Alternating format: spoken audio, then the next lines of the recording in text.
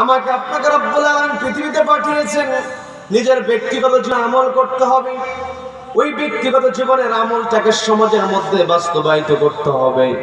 শুধুমাত্র একাকী ভালো হলে হবে না, চোখের সামনে যারা খারাপই করবে ওদের খারাপটাকে বন্ধ করে দিয়ে ওদের ভালো করতে বাধ্য করতে হবে। এটাই হচ্ছে আমার আপনার দায়িত্ব। কি কথা বলেন?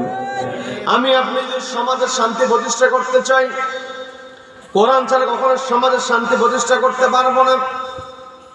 এই কোরআনই একমাত্র মানুষকে শান্তির গ্যারান্টি দিয়েছে। এই কোরআন সকলকে সমান অধিকার দিয়েছে। এই কোরআনে যেমন আল্লাহ বলছেন হুদাল লিল মুত্তাকিন, এটা মুত্তাকিদের জন্য হেদায়েত। আবার আল্লাহ রাব্বুল আলামিন কিন্তু বলেছেন হুদাল লিন নাস, এটা হলো মানুষের জন্য হেদায়েত। কি কথা বলেন? কি কথা বলেন? কোরআনের বিধান যখন বাস্তবায়িত হবে, হিন্দু মুসলিম, মুসলিম হোক অমুসলিম হোক, সবাই সমান অধিকার পাবে। এতে কোনো সন্দেহ আছে নাকি? অনেকে আবার বলতে থাকে যদি মুসলমানদের কোরআনের বিধান বাস্তবায়িত হয়ে যায় তাহলে অমুসলিমেরা কেমন করে থাকবে? এই পৃথিবীতে মানুষ কোন সময়টাতে বেশি শান্তিতে ছিল ইতিহাস যদি পর্যালোচনা করে দেখা যায়, তাহলে দেখা যায় খোলাফায়ে রাশিদের সময় মানুষ শান্তিতে বসবাস করেছে। কি কথা বলেন? ওমর রাদিয়াল্লাহু তাআলা যখন শাসন করেছেন, ওমর রাদিয়াল্লাহু তাআলা যখন শাসন করেছেন, তখন সবচাইতে পৃথিবীতে শান্তি সবচাইতে বেশি বজায় ছিল আমাদের পার্শ্ববর্তী দেশে। মহাত্মা গান্ধীকে সবাই চেনেন, নাম শুনেছেন, দেখার সৌভাগ্য হয় নাই, কারণ দেখার মতো তো সুযোগ ছিল না। কি কথা বলেন? কি কথা বলেন? মহাত্মা গান্ধীর নাম আমরা অনেকেই শুনেছি। তিনি একটা পর্যায়ে বলেছিলেন অশান্ত পৃথিবীকে যদি শান্ত করতে হয়, বিশৃঙ্খল পৃথিবীতে যদি শৃঙ্খলা আনতে হয়, তাহলে ওমরের মতো একজন শাসকের প্রয়োজন। বলেন আল্লাহু আকবার, বলেন আল্লাহু আকবার।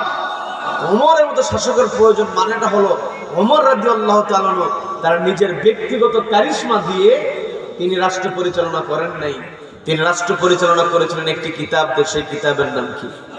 সবাইকে বলতে হবে কিতাবের নাম কি? আল কোরআন। আল কোরআন দিয়ে যখন সমাজ রাষ্ট্র পরিচালিত হবে, সবাই শান্তিতে থাকবে। ওমর রাদিয়াল্লাহু তাআলার শাসন আমলে মিশরের গভর্নর ছিলেন আমর ইবনে আস রাদিয়াল্লাহু তাআলা আনহু। মিশরের গভর্নর তিনি ছিলেন। শেষ করে দেব নাকি? শেষ করে দেব।